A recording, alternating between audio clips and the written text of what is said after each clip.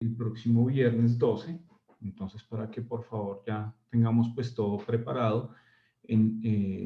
Digamos que ya pues hicimos muchos ejercicios relacionados con el tema y en cada ejercicio pues tratamos de cubrir diferentes tópicos, ¿no? de la problemática que se presenta. Mm, eh, Hoy vamos a iniciar un nuevo tema, más sin embargo, todo como los mencionaba al principio del curso, siempre tiene, cada tema se basa en el anterior. Entonces, el que hoy continuamos ya pues tiene como base todo todo lo que hemos venido trabajando. De otra parte, en estos días vamos a hacer revisión de proyectos.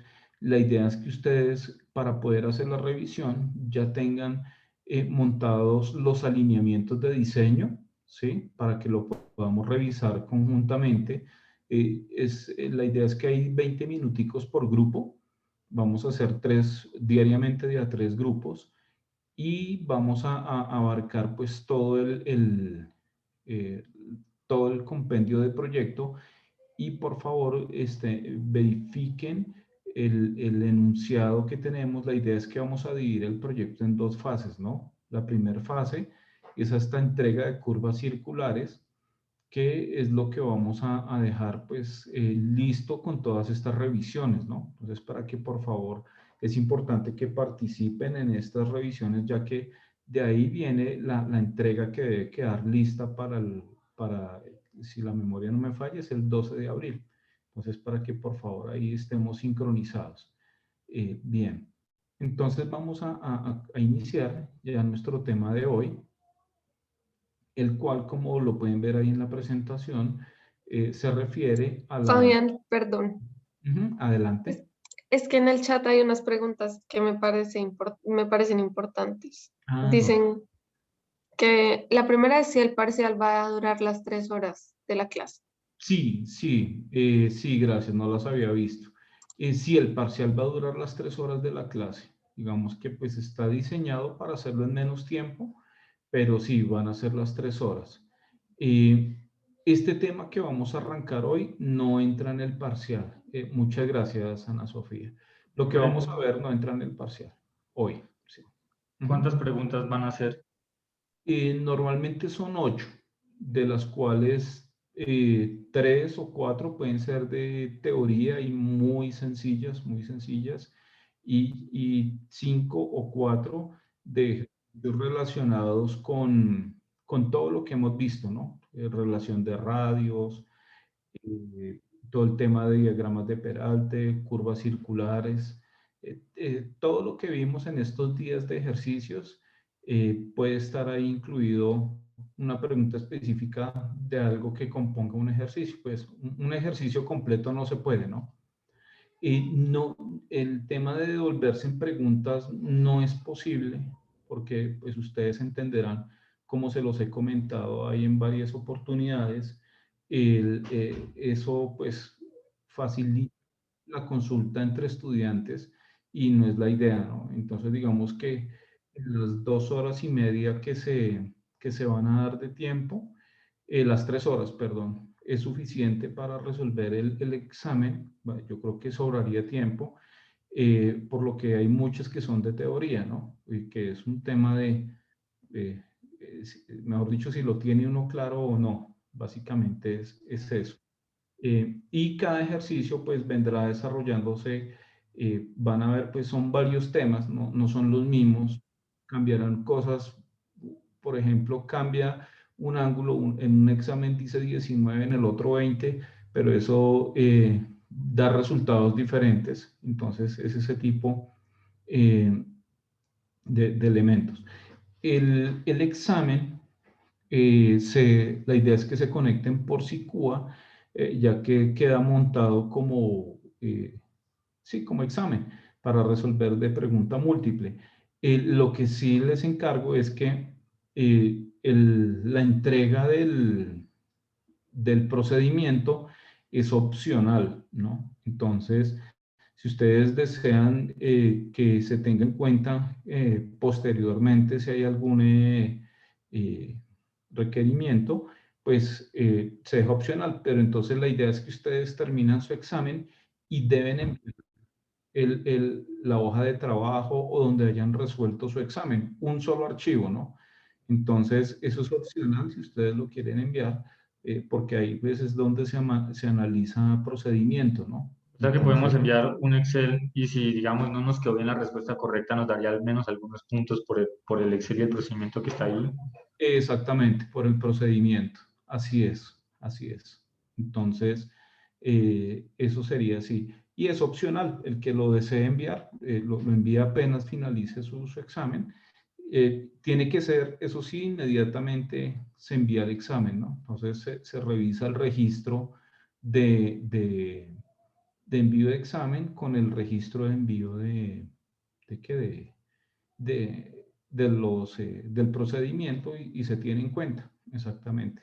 Si no, no se puede enviar posteriormente porque pues, se supone que se desarrolló durante el examen, ¿no?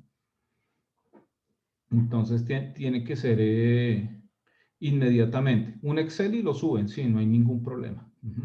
Claro que sí. Y lo de coordenadas, claro que entra porque eso fue parte del tema, ¿no? Entonces puede entrar cualquier pregunta de coordenadas, de azimut, todo eso lo vimos, cómo se determinaba, ¿no? También entra. Lo que no entra es lo que vamos a ver a partir de hoy. Y si uno tiene una duda del enunciado del parcial, ¿dónde puede escribirla? Tocaría, buena pregunta, yo creo. No sé, Carol, si de pronto o Edwin podamos dejar activo este Zoom también para que las consultas se puedan realizar a través de... Sí, señor, claro que sí, el día del parcial van a estar los monitores pendientes. Eso, perfecto. Entonces, sí, se podría hacer ahí consultas. eh, sí, por cada persona no habría ningún problema. Claro que sí. Sí se pueden hacer. No, y ya sería pues básicamente todos los ejercicios que hicimos estos días están correlacionados pues con el examen.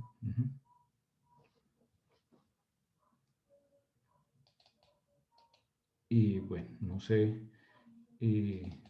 Profe, tengo una última pregunta, qué pena.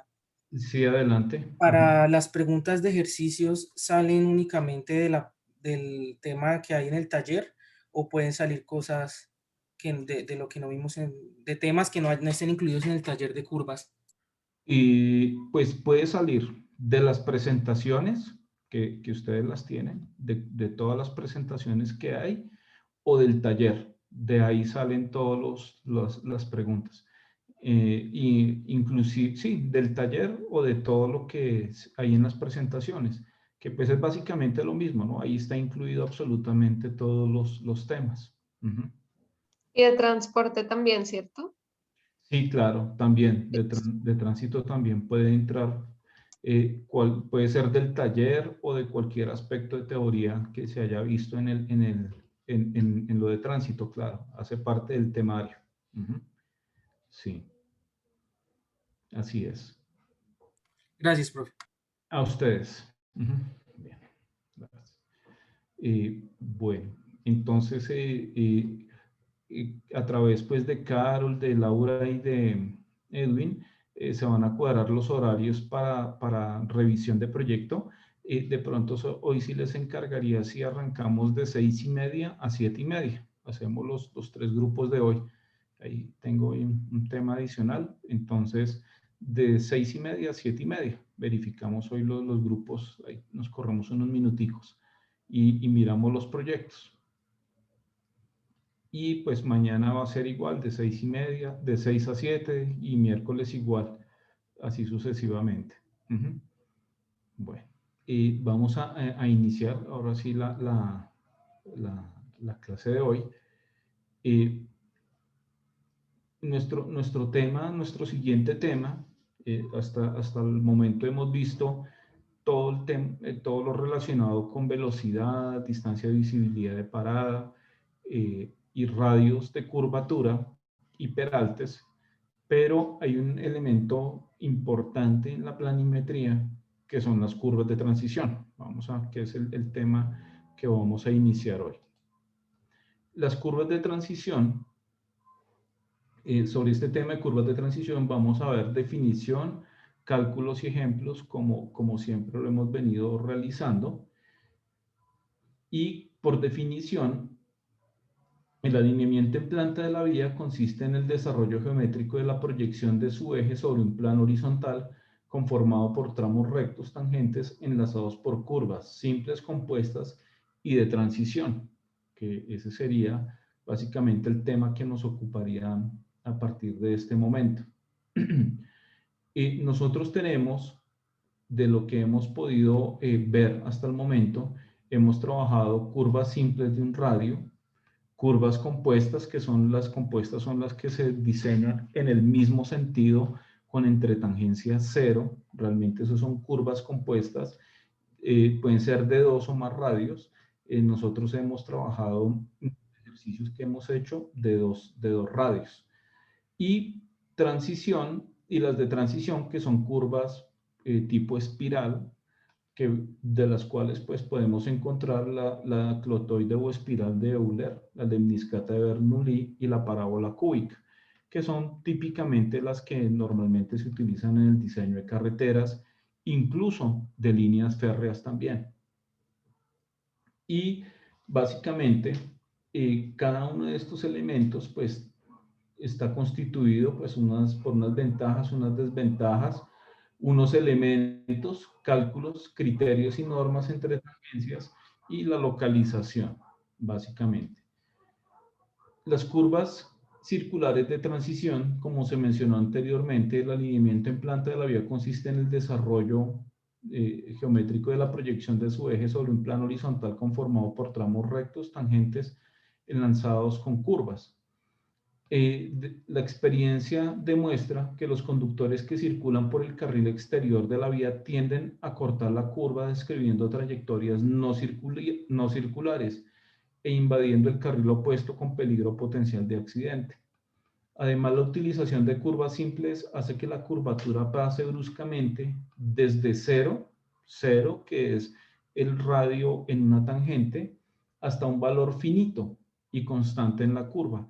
Es decir, que ahí es donde se nos genera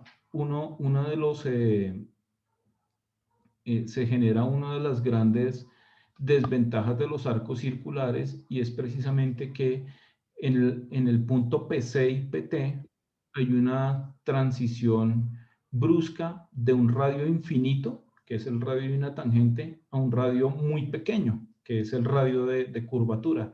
Infinito comparado contra cualquier radio, así sea 1000 o 200 o 300 o 100, es una diferencia muy grande, y eso empieza a constituir una de las grandes desventajas de los arcos circulares. Eso normalmente representa un obstáculo en diseño cuando estamos hablando pues a velocidades superiores a los 50 kilómetros por hora, inclusive de 40 kilómetros por hora. Es por ello que el diseño de curvas de transición casi que es obligatorio a partir de los 40 kilómetros por hora en adelante. No se requiere para velocidades inferiores. No tendría mayor sentido realmente.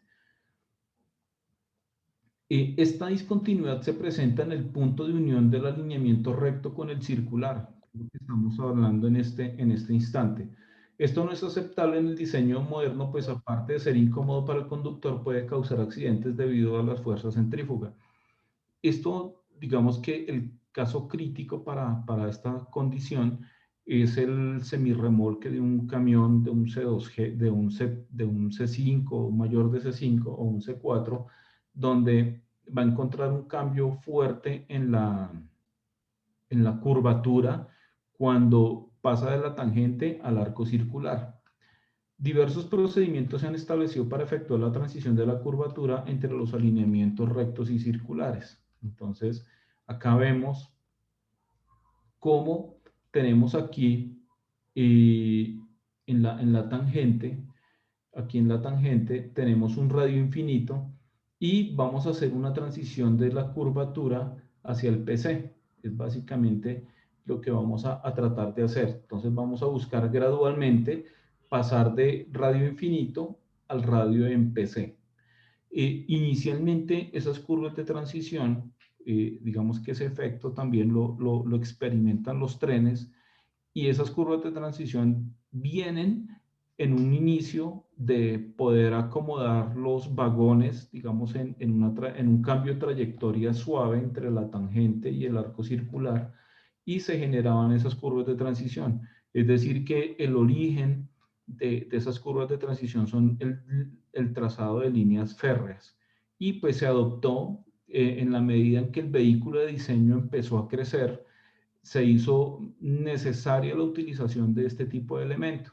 Entonces, en las carreteras modernas, por eso encontramos esas curvas de transición. Pero originalmente eran exclusivas de las líneas férreas. Bien. Y acá vemos los elementos que se generan cuando nosotros utilizamos las curvas de transición, y además de hacer esa transición más suave entre el radio infinito de la tangente al radio de curvatura, la longitud de la espiral se emplea para la transición de peralte. Eso es otro aspecto importantísimo, o sea que sería el segundo beneficio. Y toda la bibliografía nos dice que permite la adaptación a la topografía. Ese no estoy tan de acuerdo. Puede que sí o puede que no, depende realmente de la condición topográfica. Ustedes habrán visto que la topografía es algo completamente aleatorio, y decir que una curva se adapte siempre o que mejora la condición, digamos que se adapta mejor, es digamos que discutible. Puede que en algunos aspectos sí o en otros no.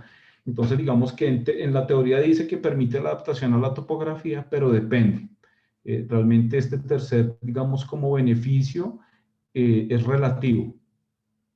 Bien, y la curvatura gradualmente desde radio infinito hasta un valor mínimo, que era lo que veníamos hablando hace un momento.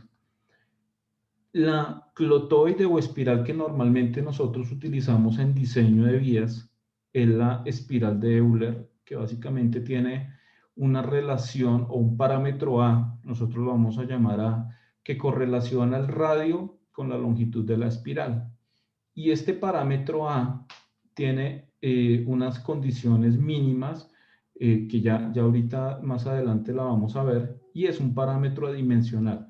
Cuando ese valor de A es grande, quiere decir que la curvatura aumenta lentamente y son aptas para marcha rápida de los vehículos. Cuando el parámetro A es pequeño, la curvatura aumenta rápidamente y se utiliza para velocidades reducidas. Fijando ese parámetro de A, vamos a definir todas las propiedades de esa curva de enlace, que es lo que vamos a ver ahorita más adelante. Bien, acá pues todo esto es, lo que hemos visto es un resumen de todos esos aspectos que ustedes lo van a poder ver dentro de la presentación, y vamos a ir realmente a ver qué es lo que sucede con la implantación de estas curvas de transición. Nosotros hasta el momento hemos visto el enlace de dos tangentes con un arco circular, donde se genera pues un PC y un PT. Ahora, con la clotoide, nosotros vamos a desplazar ese arco circular, entonces lo vamos a llevar de estas líneas punteadas que están pegadas a la tangente, y vamos a desplazar ese arco. Y ese arco no cambia de radio, se mantiene, y ahora lo que vamos a hacer es unas curvas que van a tener una transición de radio infinito aquí en la tangente al radio R, que era la primera característica que describíamos al inicio, digamos, de la presentación. Entonces aquí tenemos radio infinito a radio R, es decir, que esta curva azulita que ustedes ven, que ahora estamos enlazando, es una curva de radio variable, y por eso se llama una espiral.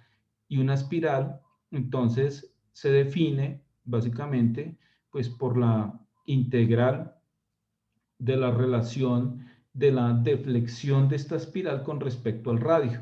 Entonces, básicamente, este elemento azulito viene asociado, digamos que ya la ecuación que nos define esta clotoide ya no es un arco circular, sino es finalmente una la integral de la variación del radio con respecto a la deflexión, porque es de radio variable, esto es de radio variable, y se encuentra con una curva de radio fijo que es el arco circular.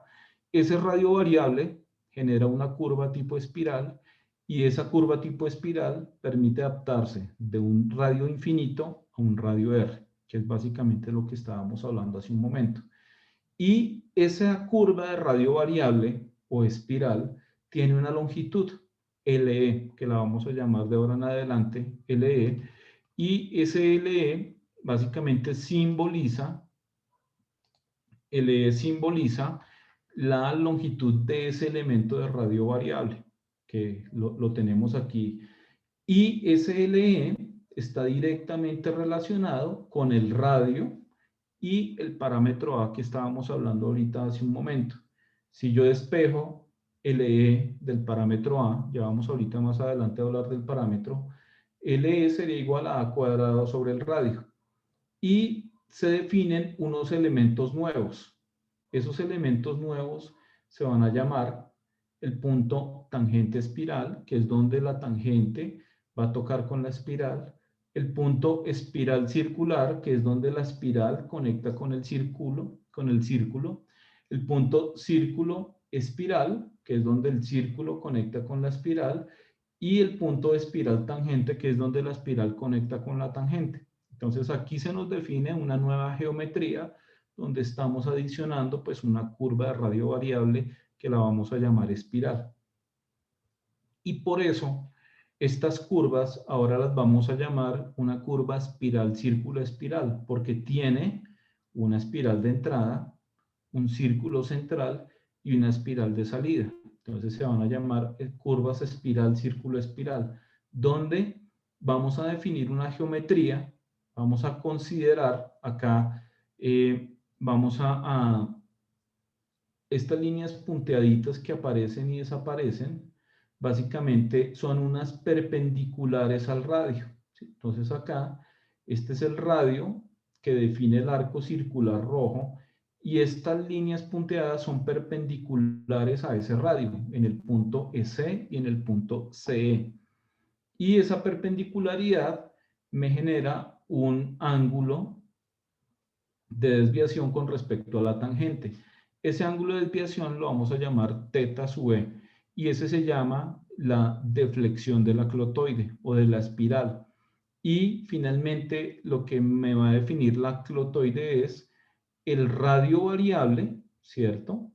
Y esta deflexión, es decir que la ecuación de esta curva es la integral del delta θ e sobre el delta r.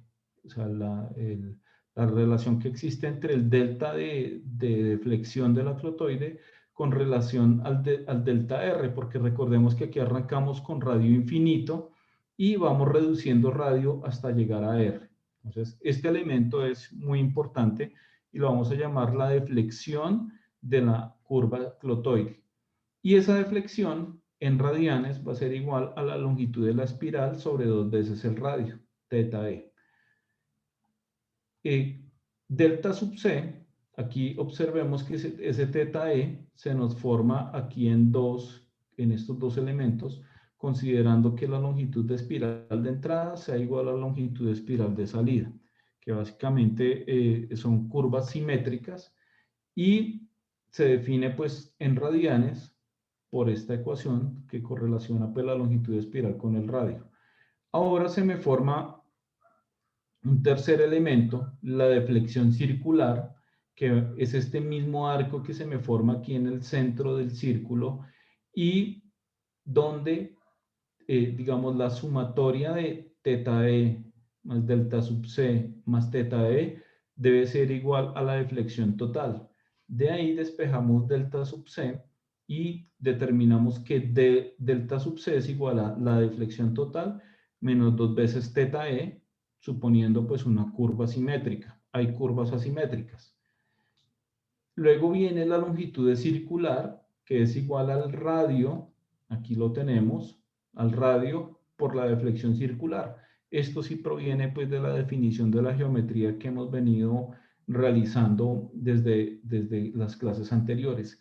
Y hasta aquí hasta aquí vienen los parámetros básicos que deben garantizar la seguridad vial, ¿sí? Entonces, todo lo que los manuales de diseño colombianos, ingleses, americanos, españoles, franceses, todos los manuales regulan estos parámetros y esos parámetros los adaptan a las condiciones de operación de cada país. O sea, esto prácticamente es casi que universal.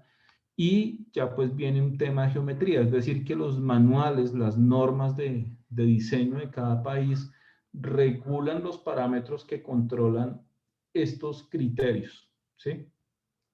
Y ya de ahí en adelante vienen toda la geometría básica, o sea que esto que estamos viendo acá es lo que está directamente asociado con la seguridad vial y la operación de la vía. Por eso cada país, ustedes van a encontrar que cada norma va a diferir un poquito una de otra, porque pues tienen consideraciones diferentes, ¿no? Digamos que no podemos decir que el conductor colombiano es igual que un conductor norteamericano, ¿sí? O un europeo. Ustedes saben que hay unas diferencias sustanciales en ese sentido.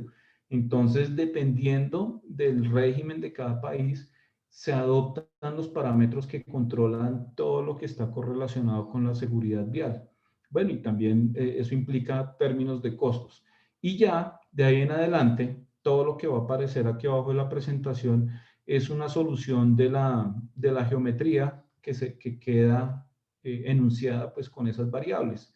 Entonces, la primer componente de esa geometría es lo que se llaman las ordenadas de la espiral, que básicamente es la distancia entre el TE y se nos forma aquí un triángulo rectángulo, aquí por donde yo estoy moviendo el cursor.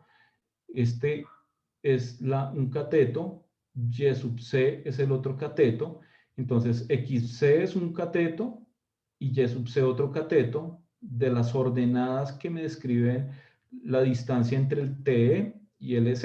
Entonces aquí tengo un triángulo rectángulo entre XC y YC y básicamente esta solución es, digamos, la solución, valga la redundancia, o estas ecuaciones más bien, es la solución a la integral del delta teta E sobre delta R, donde tenemos como solución, realmente la solución son unas ecuaciones paramétricas, donde nosotros definimos longitud de espiral, teta E, XC y Y sub C. Entonces, la solución de la integral de la variación de la deflexión de la clotoide con respecto al radio son unas ecuaciones paramétricas que son LE, teta E, X sub C y Y sub C, ¿sí?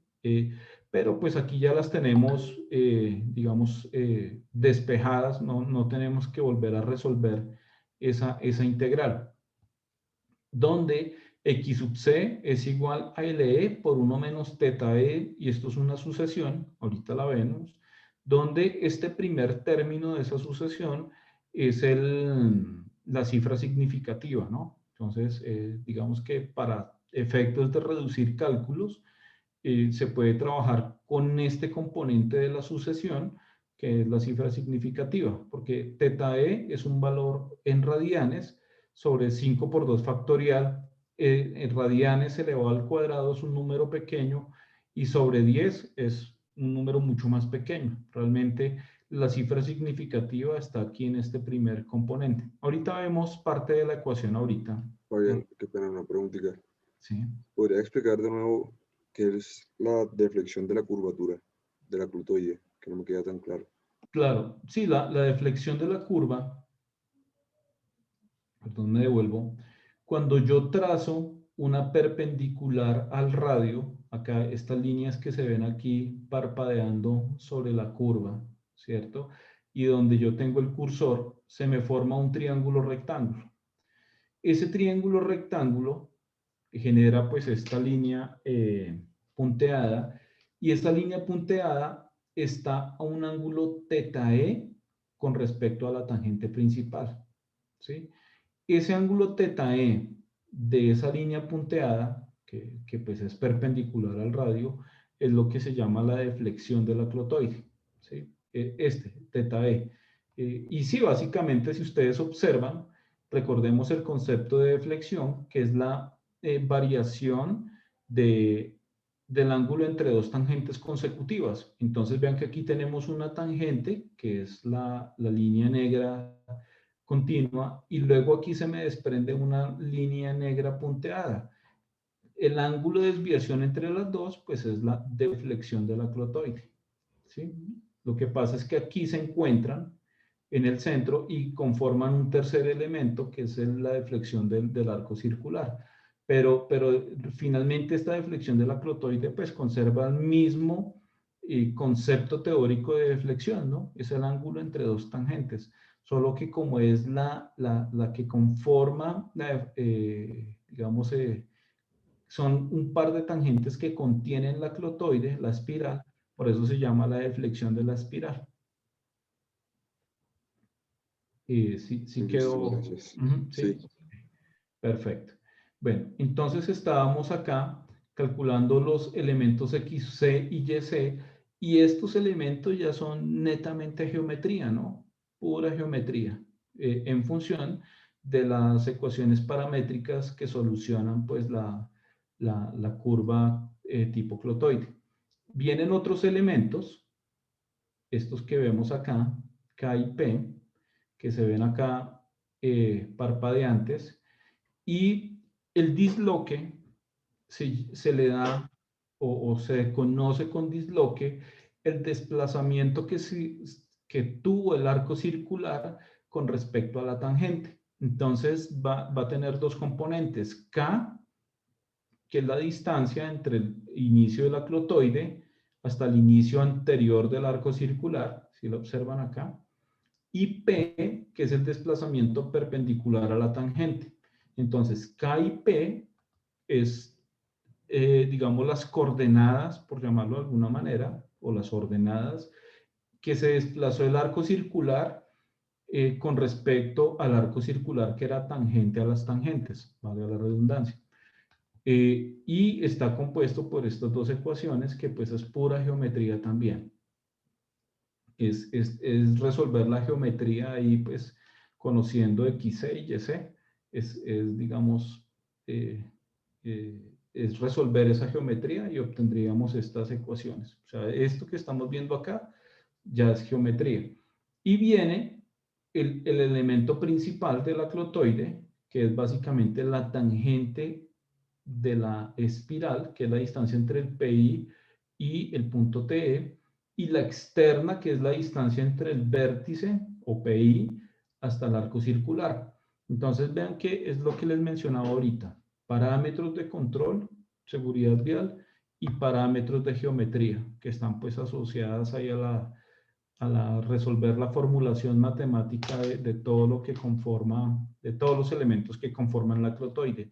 Pero desde el punto de vista conceptual, yo debo hacer mucho énfasis en lo que propende por el control de la seguridad del usuario, que son estos parámetros. Entonces, así como lo hicimos en las curvas circulares, en estas espirales tenemos que diferenciar qué se relaciona con la seguridad vial y qué se relaciona con la geometría. Aquí lo vemos, digamos, diferenciado, pero todo integrado en un mismo, digamos, en un mismo elemento de variables, ¿no? O sea que de una u otra forma todos esos elementos quedan correlacionados.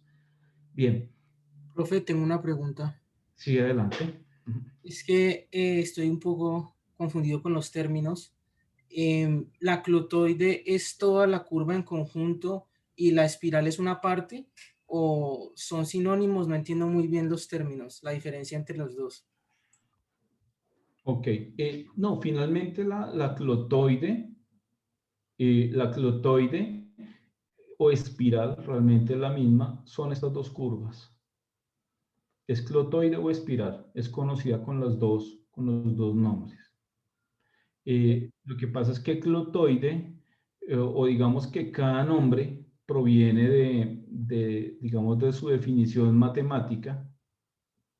¿Sí? Entonces, finalmente está la clotoide o espiral de Euler, ¿cierto? Entonces viene, digamos, desde su definición matemática como tal, ¿sí? Entonces, por ejemplo, la lemniscata de Bernoulli, que básicamente pues es una espiral también, o la parábola cúbica, pero en sí el nombre proviene es como del nombre de la ecuación matemática que la produce, ¿no?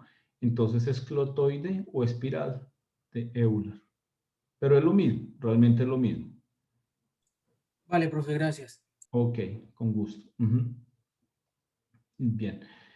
Ya una vez viendo pues todos los elementos, aquí pues viene un resumen pues de cada formulación y la que yo quería mostrarles. Recuerden de XC y YC, que esta es una sucesión infinita que resuelve la integral del cambio de teta e con respecto a delta r, y pues es una ecuación paramétrica, la solución de esa integral, que pues la tenemos aquí definida. Pero como les mencionaba hace un momento, la cifra significativa de esta ecuación está en el primer término. Luego, para ejercicios en clase, nosotros vamos a tratar de trabajar siempre solamente hasta el primer término, pues para no enredarnos con despejes de toda la ecuación. Realmente estos términos de acá cambian en las décimas de milímetro. Realmente no es significativo. Bien. Y acá pues está toda la formulación, ecuación por ecuación, que son las mismas que veíamos allá en la otra presentación, sino que en esta, digamos que lo clave de esta presentación es diferenciar parámetros de seguridad vial, vuelvo y repito, y parámetros geométricos. Están ligados, pero sí debemos tenerlos, digamos, saber cuáles son los que controlan qué. Bien. Ahora viene la determinación de la longitud de la clotoide, que es básicamente lo que aplica. Y esa longitud de la clotoide o de la espiral, que es lo mismo, está basado en el cálculo de un parámetro A, que lo vimos ahorita. Y ese parámetro A tiene 3 consideraciones a tener en cuenta. El primer criterio, entonces vean que A, si ustedes recuerdan, estaba dentro de los criterios que garantizan la seguridad vial. Y ese primer criterio con el que se define A es básicamente la variación uniforme de la fuerza centrífuga, J, no compensada por el peralte. Entonces, ahí, ¿qué es lo que está sucediendo? Ese primer criterio, perdón que me devuelva, lo voy a colocar acá. Ese primer criterio está relacionado con lo siguiente. Nosotros vamos a tener aquí una espiral que va a generar una transición gradual de la tangente al radio R. Cuando un usuario que viene en un vehículo C5 o mayor de C5 empieza a experimentar un cambio en el radio, quiere decir que su tráiler, su carga, empieza a experimentar un delta de fuerza horizontal, ¿sí? Entonces, ese delta de fuerza horizontal es una variación uniforme de la fuerza centrífuga, es decir que con esta curvatura, fijando esta longitud, yo voy a tratar de garantizar de que esa transición de aceleración sea gradual. Entonces, por eso el primer criterio de seguridad, por eso les decía que estos son los de seguridad, y aquí estamos definiendo el parámetro A. Ese primer parámetro es variación uniforme de la fuerza centrífuga. Entonces, estamos considerando que en esa espiral va a haber una variación uniforme de la fuerza centrífuga y está definida como la relación que existe entre la velocidad por el radio, velocidad en kilómetros por hora, radio en metros, y un valor J, que es la fuerza centrífuga, una variación de fuerza centrífuga en metros por segundo cuadrado por segundo, que es una fuerza horizontal que yo voy a permitir que el vehículo experimente. O sea, que realmente siempre va a haber fuerza horizontal, ¿no? Vean esto.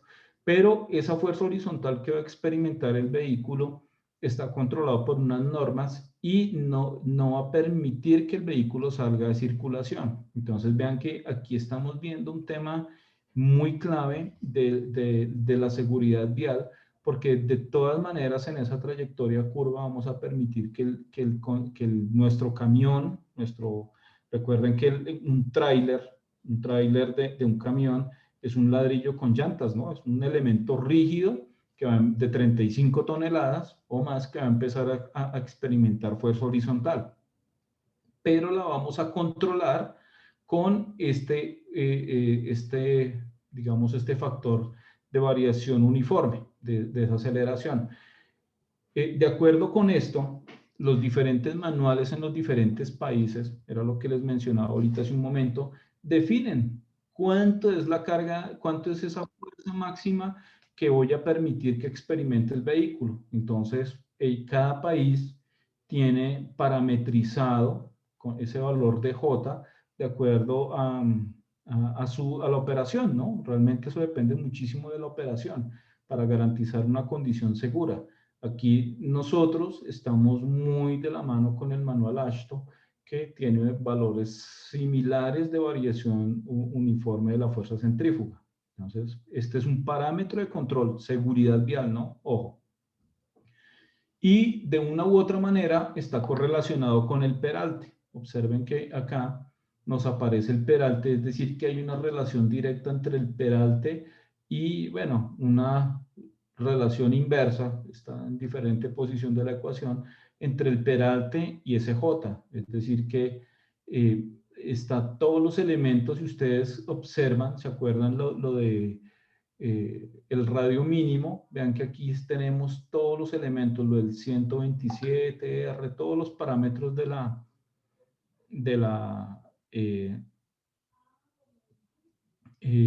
todos estos parámetros que determinan el radio mínimo.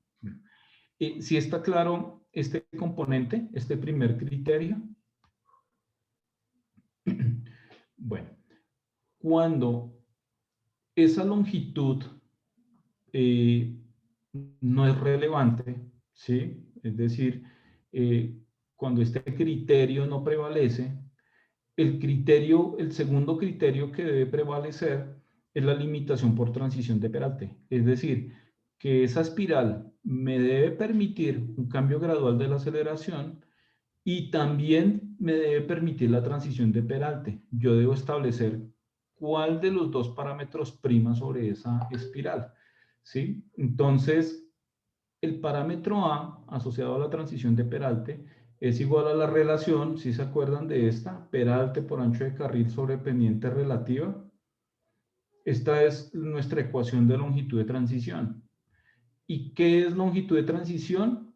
La longitud de la espiral, ¿sí? Entonces vean que es exactamente lo mismo. La longitud de la espiral me va a permitir la longitud de transición de peralte. Entonces estamos hablando prácticamente de lo mismo. Obviamente que aquí lo multiplico por R y raíz para poder determinar nuestro parámetro A.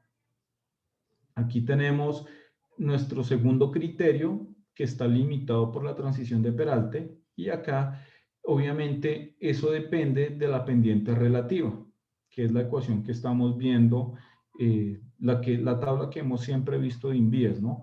Y porque esa pendiente relativa está relacionada con la longitud de transición, aquí lo vemos.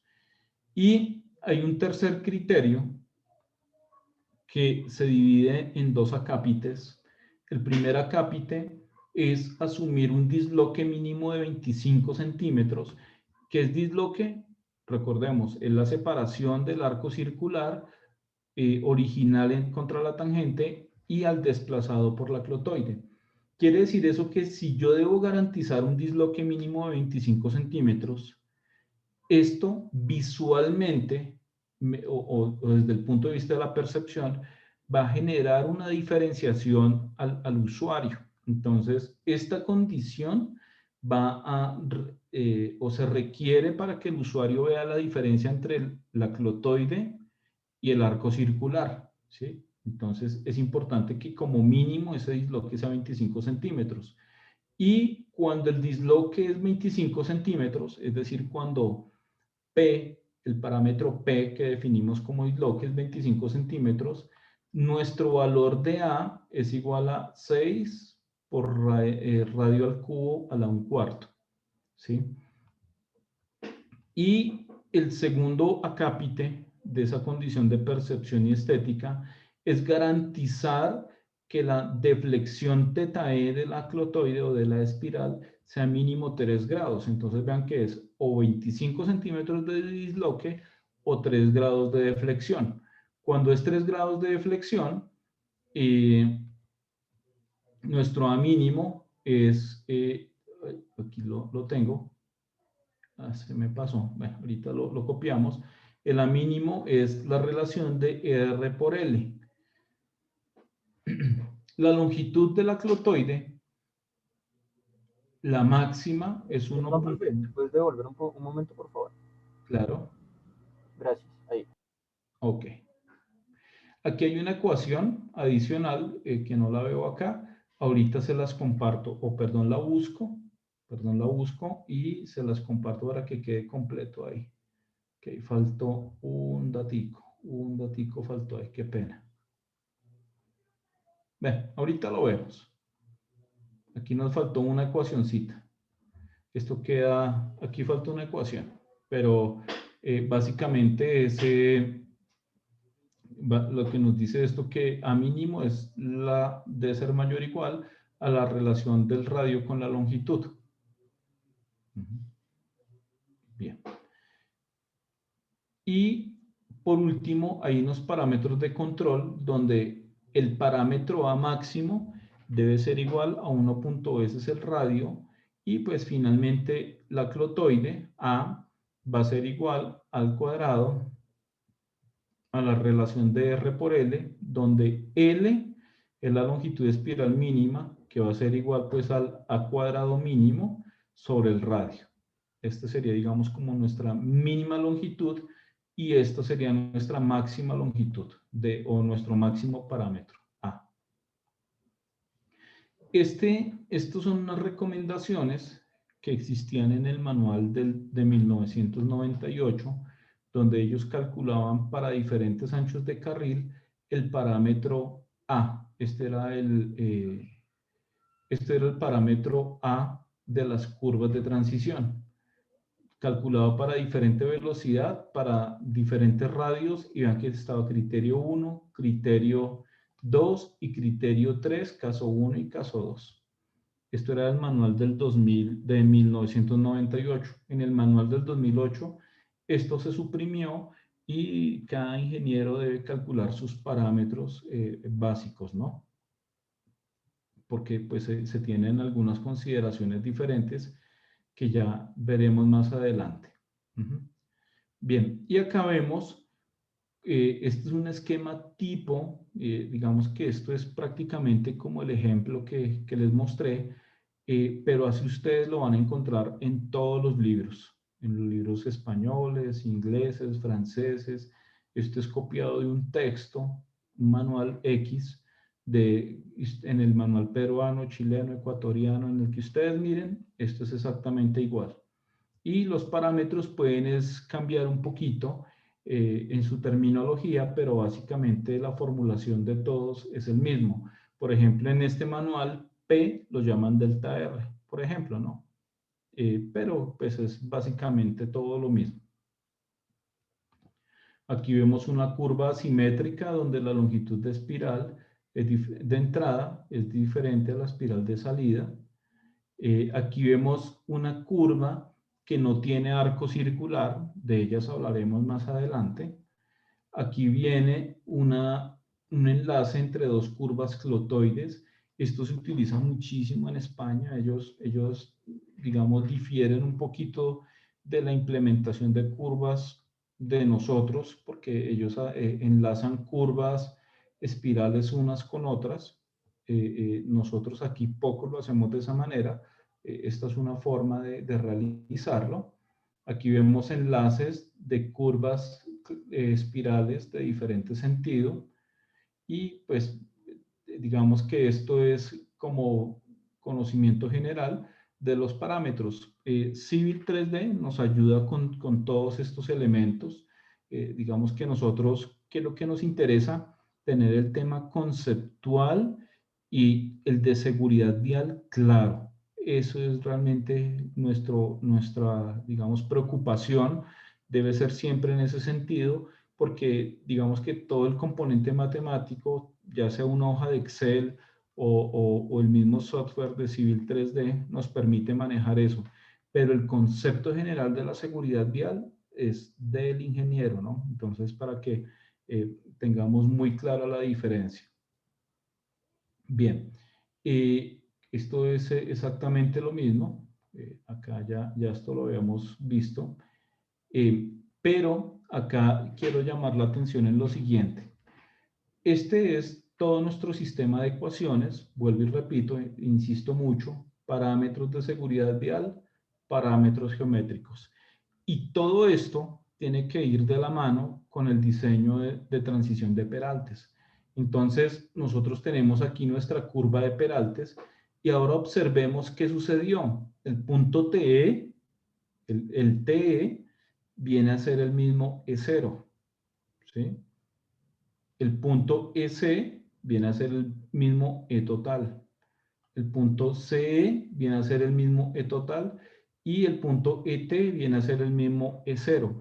Vean que implícitamente en el cálculo de los elementos de la espiral ya tenemos incluidos los cálculos del diagrama de peraltes. Eso es algo, digamos, benéfico o beneficioso, toda vez que hay una correspondencia directa del diagrama de peraltes con los elementos de las curvas espirales, cosa que no sucedía con las curvas circulares simples, porque en los arcos circulares el diagrama no coincide con los elementos del arco circular. Entonces acuérdense que está diferenciados 1/3 del ETP y el otro 2/3, etcétera. Pero aquí sí nos coinciden y el diagrama es exactamente igual. Y acá, si ustedes recuerdan nuestra ecuacióncita, la famosa ecuación de regla de 3 directa, donde aquí teníamos era longitud de transición de peralte, pues resulta que ahora lo vamos a cambiar es por LE. ¿Y por qué por LE? Pues LE, que es la longitud de espiral, es la longitud que me va a permitir la transición de peralte. Entonces, es una longitud de transición. Sobre el delta de peralte, como el ancho de carril, esa es la pendiente relativa. Eso se mantiene exactamente igual. No hay ninguna diferenciación con lo que hemos visto en los arcos circulares. Y si ustedes observan, vamos a tener lo mismo aquí en lugar de LE, de LTP, tenemos es LE. Realmente lo mismo, ¿no? LTP, longitud de transición de peralte. Pero cuando yo utilizo curvas de transición, esa longitud de transición de peralte se me vuelve LE. Y aquí lo vemos, que es la longitud de espiral. La pendiente relativa se conserva, la longitud de transición de bombeo normal se conserva. O sea que vean que todo el diagrama es exactamente igual, lo único que hemos es cambiado de nomenclatura y que los puntos principales del diagrama de peraltes me coinciden con los puntos principales de las curvas. Es un cambio significativo. Y acá viene la longitud de circular. Entonces, recuerdan ustedes que la longitud de circular mínima en arcos circulares es 2/3 de LTP más tiempo de percepción por velocidad sobre 3,6, pero como la longitud de espiral ya me asumió, ya adoptó toda la transición de peralte, yo ya no necesito ese primer componente. Luego, esto se me simplificó. La longitud de circular pues va a ser igual al tiempo de percepción por la velocidad sobre 3,6, porque ya mi LE, mi longitud de espiral, me está asumiendo todas las funciones que debe asumir. Esas son las ventajas que hablábamos ahorita al inicio, donde al utilizar curvas espiralizadas se me facilita la transición de peralte y claramente lo estamos viendo acá, ¿no? Claramente y en una simplificación de esos parámetros de diseño. Este tema del diagrama de peraltes, recordemos que también es un elemento de seguridad vial, ¿no? Todo este conjunto va asociado con la seguridad vial. Bien. Aquí les presento un resumen de cuáles son los 4 criterios con los que uno debe calcular el parámetro A, ¿cierto? Entonces está el criterio 1, la variación uniforme de la fuerza centrífuga. Digamos que aquí lo resumimos en uno solo. Limitación por transición de Peralte, disloque mínimo 0.25 y esta era la ecuacioncita que me faltaba. Y ángulo de giro de teta E mayor a 3 grados. Entonces acá eso se resumiría en 0.3236 radio, el radio de curvatura. Aquí tenemos los 4 criterios unidos. Y el valor máximo de A es igual a 1.1 veces el radio. Es decir, que en esta diapositiva resumimos todos los criterios que vimos ahorita hace un momento. Aquí quedó todo resumido. Bien. Vamos a hacer les voy a mostrar aquí un ejercicio rápidamente para que veamos la dinámica de cómo funciona este tema de las curvas clotoides. Vamos a, como siempre, vamos a definir una curva, una distancia de entrada, una distancia de salida, una velocidad de diseño, un ancho de carril, radio mínimo, pendiente relativa y peralte máximo. Recordemos que siempre debemos plantear los parámetros de inicio de nuestra curva en función de la velocidad de diseño. Eso aplica exactamente igual para las circulares, ¿no? Y para el examen que vamos a hacer es exactamente igual. Y acá definimos pues una deflexión de 80 grados. Vamos primero que todo a calcular los parámetros A. Entonces es simplemente resolver aquí en cada ecuación, aquí pues J en función de la velocidad, ¿sí? 0,7. Aquí peralte en función de peralte máximo. El criterio 2 es despejar de las fórmulas, realmente es reemplazar datos, como ya lo hemos visto. El criterio 3A es el disloque mínimo de 25 centímetros y el 3B, deflexión mínimo de 3 grados. Y vamos a obtener 3 parámetros A que son adimensionales. Y buscamos la envolvente de los resultados. ¿La envolvente cuál sería? El mayor de ellos. ¿Y por qué el mayor? Porque cada uno de estos elementos, como lo vimos, está evaluando un parámetro diferente de la clotoide. Cuando yo adopto el mayor, estoy teniendo en cuenta todos los parámetros, digamos que todos se cumplen. Es por eso que se suele diseñar con el mayor de todos estos parámetros. En este caso sería un A de 51,88, que sería la envolvente de todos los resultados. Una vez hemos obtenido el parámetro A, ahora voy a calcular la longitud de la espiral. Ay, perdón. Entonces, la longitud de espiral, esto ya es un despeje de las ecuaciones, es A cuadrado sobre R, aquí lo tengo A cuadrado sobre R, longitud de espiral 36,88, que sería la lineecita azul, que es una línea de radio variable, que como lo mencionamos. Luego calculamos nuestro valor de teta E, que eso es igual a la longitud de la espiral sobre 2 veces el radio. Es simplemente reemplazar las ecuaciones que vimos. Eso me da este valor en radianes, este valor en grados. Determino delta sub C, ¿cierto?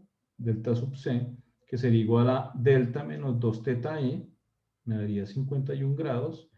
Determino L sub C, ¿cierto? Que sería el radio por delta sub C, 65 metros. Y calculo el C mínimo, recordemos, tiempo de percepción. Aquí tengo 2 segundos, pero recordemos que para 50, bueno, no, para 50, bueno, puede ser 2.5, aquí utilicé 2. Ese parámetro siempre lo damos. El S mínimo, 27,78, o sea que longitud circular es igual que en las circulares. Mayor a LC mínimo nos cumple la curva, por eso el chulito, y ya podemos calcular el resto de los elementos. Entonces, es muy sencillo, es despejar de las ecuaciones. X sub C y Y sub C. Aplicamos las ecuaciones que vimos ahorita hace un momento de la geometría, perdón. K y P, aplicamos las ecuaciones de la geometría, nos da un resultado. Perdón. Luego, la tangente y la externa, aquí las vemos, es simplemente despejar de las ecuaciones. Aquí como, digamos, para lograr que sea más sencillo, este es un ejemplo básico donde solamente es despejar de las ecuaciones, porque no tenemos como LC es mayor a LC mínimo, no tenemos problemas de seguridad vial, ¿no? Vean que aquí lo estamos controlando, igualito que en las circulares, aquí lo empezamos a controlar. En este ejemplo básico no existe ningún problema de seguridad vial, luego pues no es nada más que reemplazar en las ecuaciones de la geometría, no tiene ningún inconveniente. Y vamos a calcular las abscisas, entonces el inicio, que es el kilómetro cero, luego vendrá el TE, que es el mismo E0, que pues va a ser igual a la distancia 1 menos la tangente, ¿cierto? Eso es similar a lo de las curvas circulares. Luego viene el E total, que es el mismo punto CE, y es igual a la tangente más la longitud de espiral, ¿sí? Así lo vemos ahí. Luego el punto CE, que es el otro E total, que es igual al EC más la longitud de circular, ¿cierto?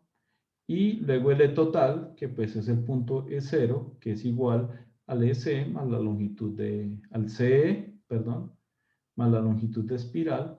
Y el fin, que pues es exactamente igual que en la circular, la tangente más la diferencia entre la distancia 2 y la tangente. Y vamos a ver, quiere decir que ya tengo los elementos principales del diagrama de Peraltes, aquí los tengo, absolutamente todos, y entre esos elementos tengo LE, LC y LE nuevamente, tengo mi longitud de transición de bombeo normal, que es exactamente igual que en las circulares, el ancho de carril por el bombeo normal sobre la pendiente relativa, y pues voy calculando mis elementos, TE menos longitud de transición de bombeo normal, ¿cierto? Ahí lo vemos parpadeando en la pantalla. Luego TE más longitud de transición de bombeo normal, y lo vemos parpadeando en la pantalla.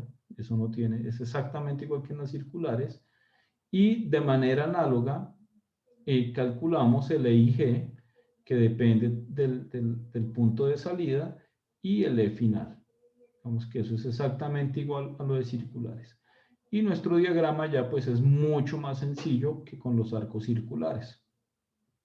La pendiente relativa permanece. Bien. Y yo creo que por hoy dejémoslo acá, que este sería el ejercicio básico de curvas de transición. Y ya después el próximo viernes, yo creo que no hacemos clase, pues no se hace clase por el tema de examen. Yo no sé, Carol, ¿me recuerdas al fin en qué horario quedó el examen? Ya le confirmo, profe. Sí, ok. Bien. Y digamos que el próximo lunes continuaríamos pues con lo de las clotoides, y ahí ya empezamos a generar, vamos a empezar a desarrollar hojas electrónicas, así como lo hicimos para las circulares. En las curvas clotoides, básicamente encontramos 3 casos de curvas que las vamos a ir desarrollando poco a poco para ir, digamos, agregándole un grado de dificultad a cada clase, ¿no? No sé si hayan dudas hasta el momento. Esto pues lo seguiremos trabajando en los próximos días. En SICUA está esta presentación, tal cual como ustedes la vieron ahorita. Ahí está el resumen absolutamente de todo. Y ya la próxima clase empezamos a ver más en detalle. Les encargo, porfa, si es tener sus proyectos bien adelantados para la revisión, para que nos rinda, ¿no? No sé si habrá alguna inquietud. Profe, qué pena, yo tengo una duda. Sí. Ahí, en fin, ¿qué es esa T? Esta T es la tangente de la espiral. Acá realmente, perdón. Ay. Esa T es, ya lo corrí. Esta T es la tangente de la espiral. Eso sí. Listo, muchas gracias, profe. Ok, sí. Gracias a vos. Sí, sí. Ahí faltaba ese detalle.